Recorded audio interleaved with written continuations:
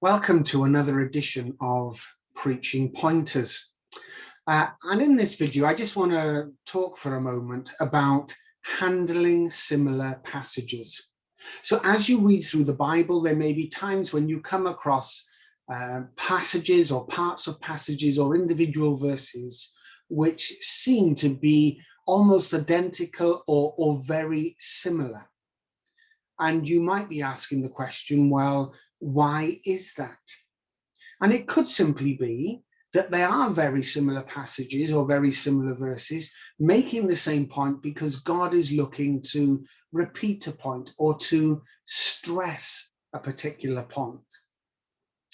But what you often find is with those verses or passages which on the surface either look the same or very similar, when you look at them a bit more closely and examine them in a bit more detail, you will often find that there are slight differences or subtle differences.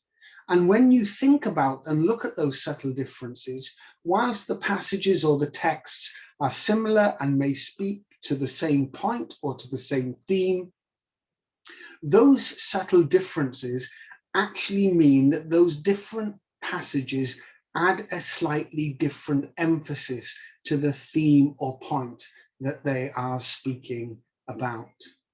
Let me just share a little example that I came across recently as I was reading my Bible.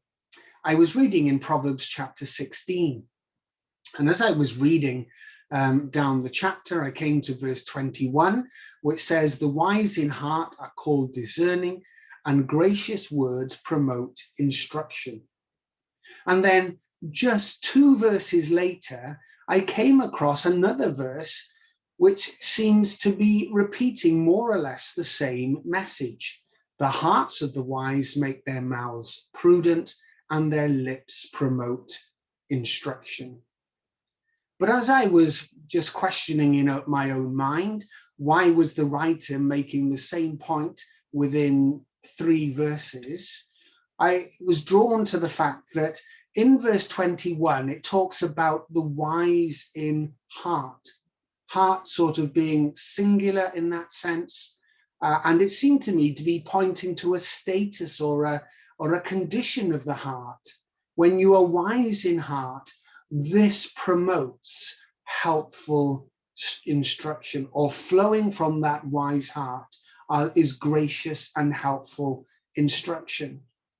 And I noticed in verse 23, the verse that just came two verses later, it talks about heart in the plural. The hearts of the wise make their mouths prudent, and their lips promote instruction. And so it would seem that in verse 21, the writer is drawing our attention to the state of the heart, the condition of the heart. Whereas in verse 23, he's drawing our attention to the number of the hearts. And it was just my thought that perhaps in verse 21, if you have a wise heart, then that will produce helpful instruction, or can flow from that wise heart. Helpful and gracious instruction can flow from a heart of that condition and nature.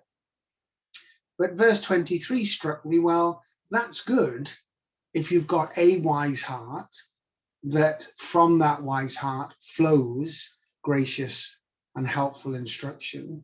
But how much better if you're in a community of many wise hearts from which flow gracious and helpful instruction.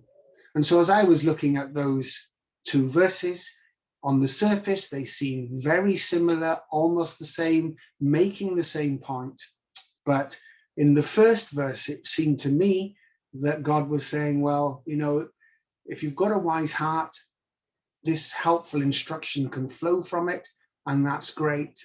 But it would seem in verse 23 that the Spirit is saying, how much better if there are many wise hearts, or if you're part of a community where there are many wise hearts, and as a result, there is much gracious and helpful instruction flowing from a community of many wise hearts.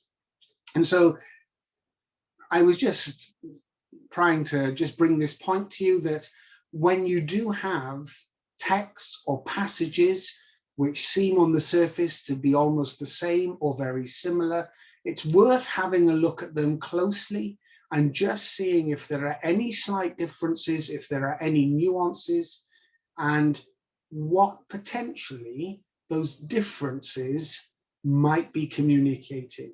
Yes, there might be the same point or the same theme, but there might just be a slightly different emphasis brought out by those differences in what to us on the surface might seem a same or similar passage.